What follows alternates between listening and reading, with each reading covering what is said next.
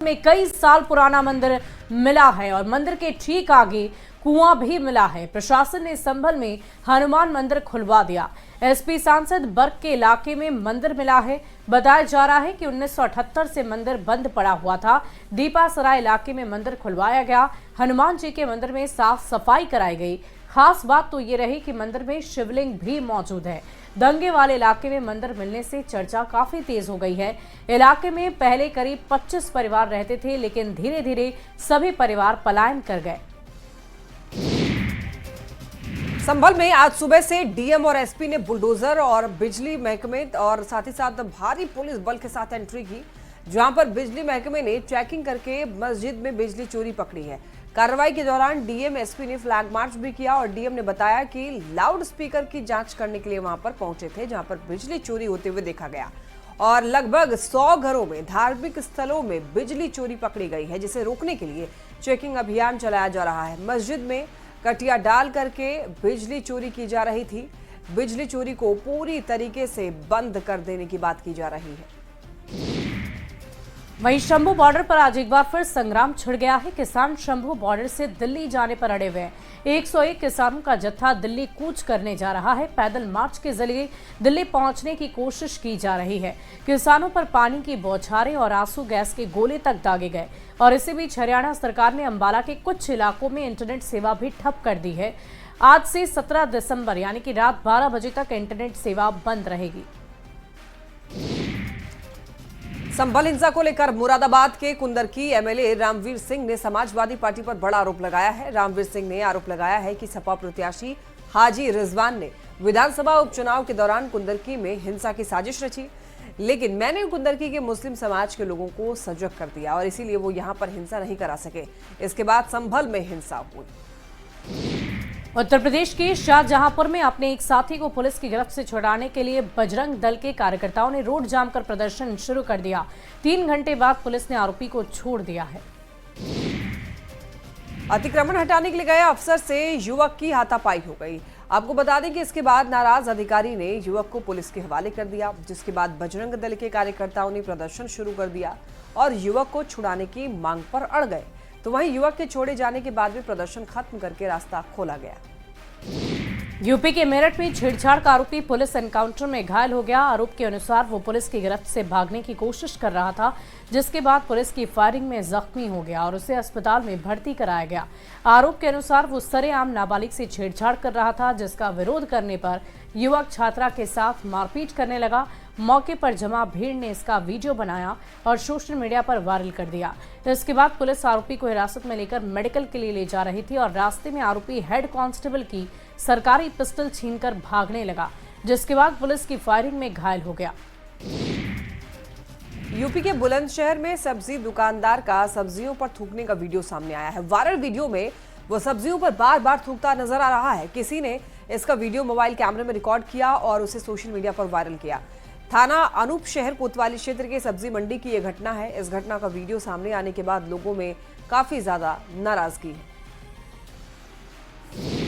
और राजस्थान के बांसवाड़ा से एक बड़ी खबर है। बांसवाड़ा सीमेंट फैक्ट्री में तेज धमाका हुआ है। तेज धमाके की आवाज के साथ धुआं और आगजनी की खबर भी आई है। सीमेंट फैक्ट्री में ब्लास्ट के बाद 2 लोग जख्मी हो गए। मौके पर गढ़ी थाना पुलिस मौके पर पहुंची और घायलों को निजी अस्पताल में इलाज के लिए रवाना किया गया। ब्लास्ट और आगजनी के कारणों का पता अब तक नहीं चल सका है। हालांकि फायर ब्रिगेड की गाड़ी मौके पर पहुंची। घटना के बाद सीमेंट फैक्ट्री बजवाना में दहशत का माहौल है। बेंगलुरु से एक बड़ी खबर बता दें आपको। बेंगलुरु से दरभंगा आने वाली स्पाइस जेट की फ्लाइट कैंसिल होने पर यात्रियों ने हंगामा किया। SG 327 विमान के यात्रियों ने हंगामा किया और वैकल्पिक व्यवस्था नहीं करने पर यात्रियों ने वहां पर जमकर प्रदर्शन किया, हंगामा किया। प्रबंधन पर मनमाने रवैये का भी आरोप लगाया।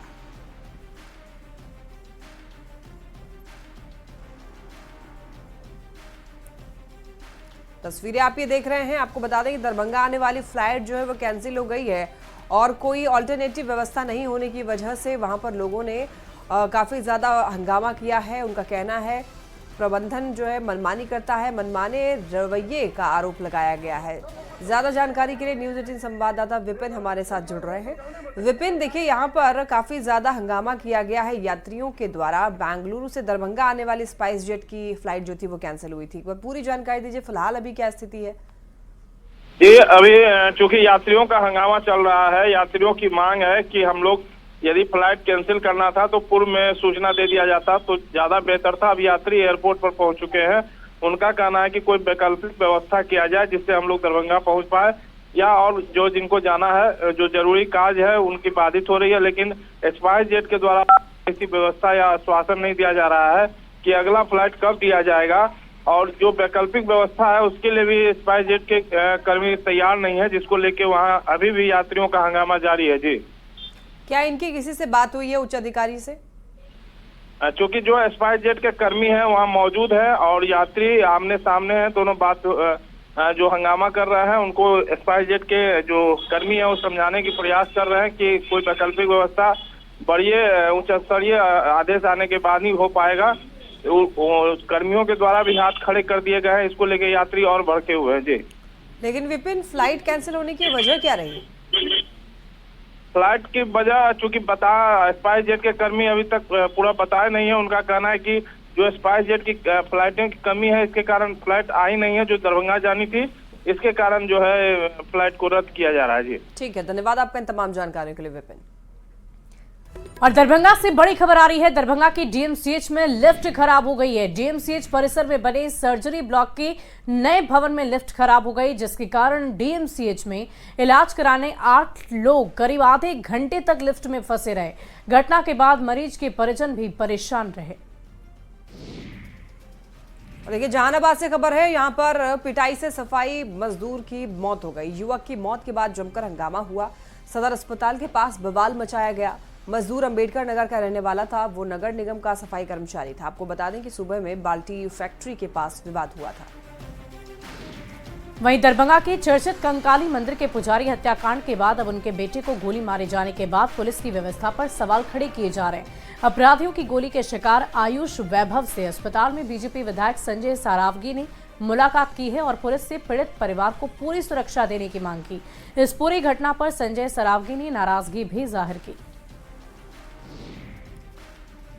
13 अक्टूबर 2021 की नवरात्रा के निशा पूजा की रात कंकाली मंदिर के मुख्य पुजारी राजीव झा की गोली मारकर हत्या कर दी गई थी, जिसमें उनके बेटे आयुष वैभव मुख्य गवाह हैं।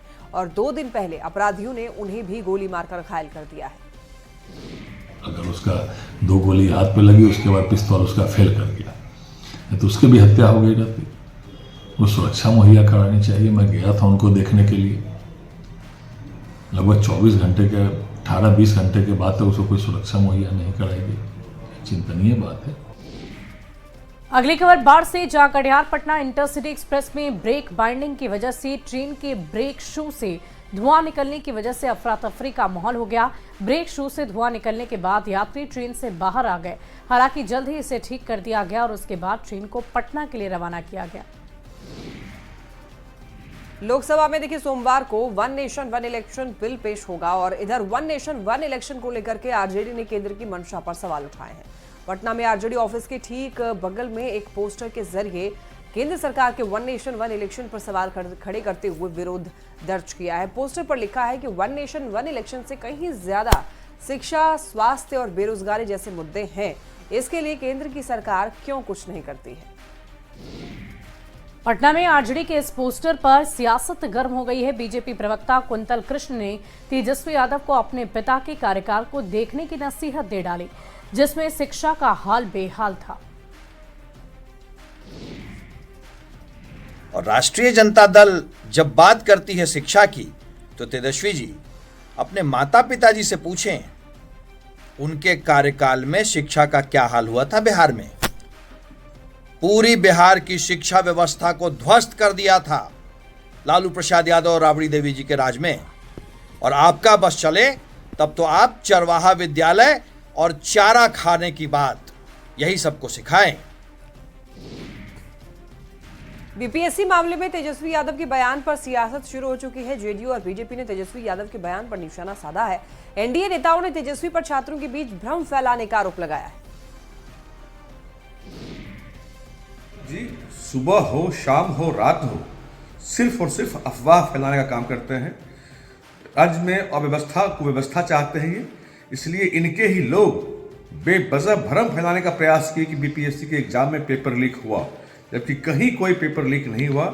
तेजस्वी यादव जी अब बिहार को बख्श। तेजस्वी जी भ्रम फैलाने की जो लगातार उनकी प्रवृत्ति है उससे बाज आ जाए। तो विपक्ष के द्वारा तंत्र की विश्वसनीयता पर बार बार अनावश्यक सवाल खड़े किए जाते हैं। जहां कोई पेपर लीक जैसी कोई बात नहीं हो, जहां कोई समय से विलंब करके कोई परीक्षा पत्र देने की बात नहीं हुई हो, वहां अगर इस तरह के आरोप वो लगाते हैं तो निसंदेह वो राज्य हित में उनका आचरण नहीं कहा जा सकता।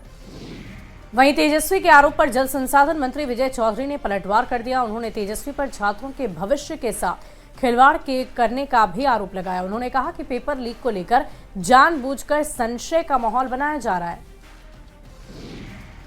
और आज आयोग चुनौती देके कह रहा है कि लीक हुआ ही नहीं है।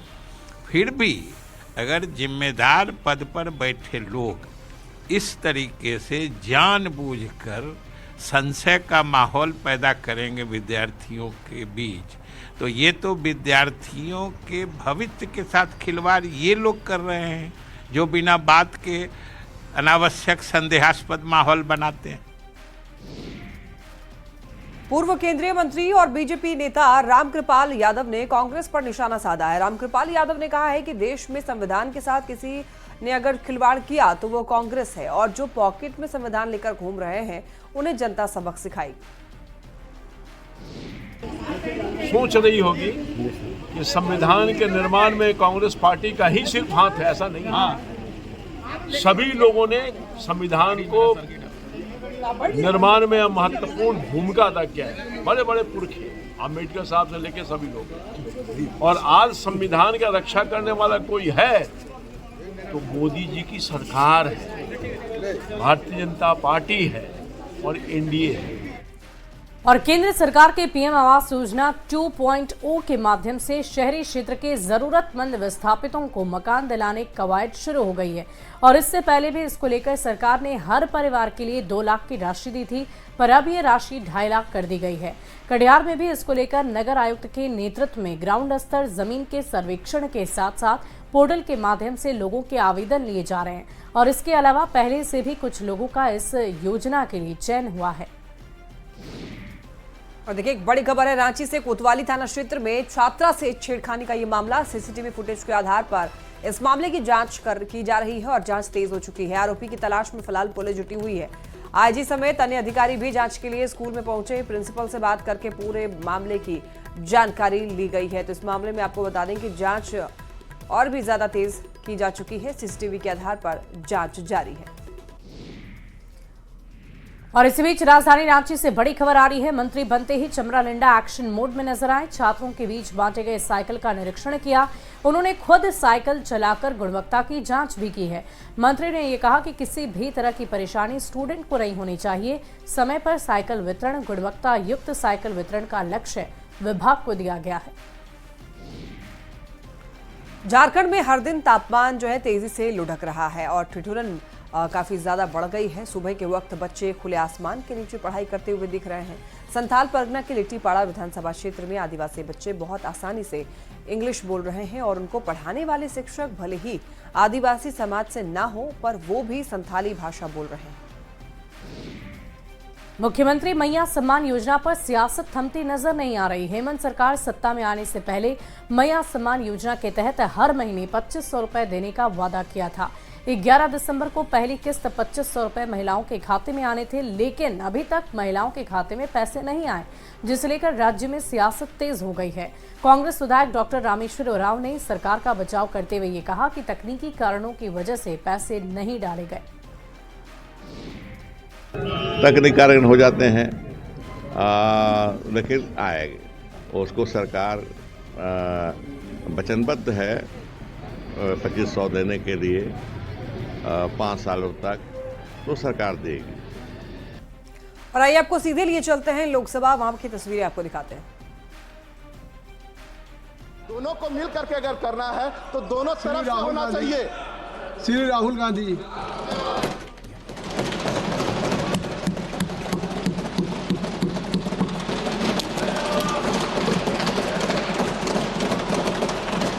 Thank you, Speaker Sir, for letting me speak today on the Constitution. Speaker Sir,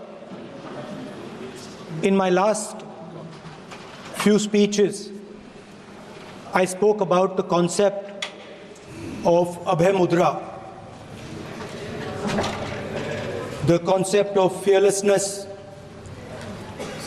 truth, and non-violence. And I showed the House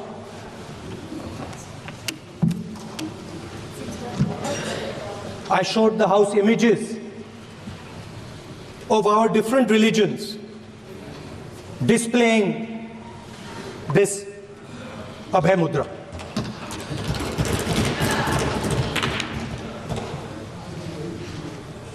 People call the Constitution the longest written Constitution in the world. But the Constitution contains a set of ideas from one philosophy of our nation, one central philosophical set of ideas of our nation. When we look at the Constitution and we open the Constitution, we can hear the voice and the ideas of Ambedkar, of Mahatma Gandhi, of Jawaharlal Nehru. But where did those ideas come from? Those ideas came from an old, profound tradition in this country. Those ideas came from Shiva, from Guru Nanak, from Basavana, from Buddha, from Mahavir, from Kabir, from a list of people. So when we speak of the Constitution and we show the Constitution, of course it is a document of modern India, but it could never have been written without ancient India and her ideas. So when we look at this Constitution, we remember this list of people, all different variations on the same idea. And in front of us stand the people who follow a very different philosophical tradition. And I want to start my speech by quoting what the supreme leader, not of the BJP, but of the modern interpretation of the ideas of the RSS has to say about the Constitution of India and about how he thinks India should be run. The worst thing about the Constitution, the worst thing about the Constitution of India is that there is nothing Indian about it. Manusmriti is that scripture which is most worshipable after Vedas for our Hindu nation, and from which our ancient times have become the basis of our culture, customs, thought, and practice. This book, for centuries, has codified the spiritual and divine march of our nation. Today, Manusmriti is law. These are the words of Savarkar.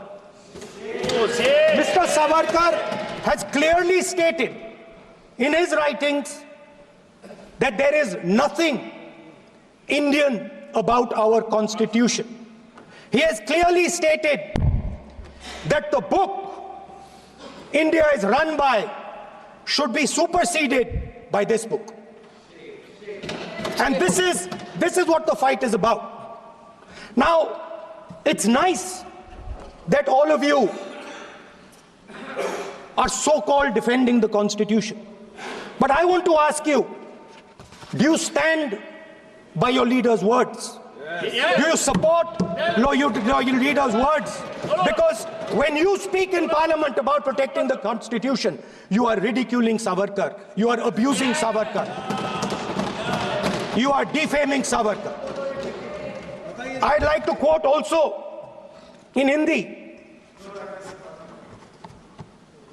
Bharat के संविधान के बारे में सबसे बुरी बात तो यह है कि इसमें कुछ भी भारतीय नहीं है।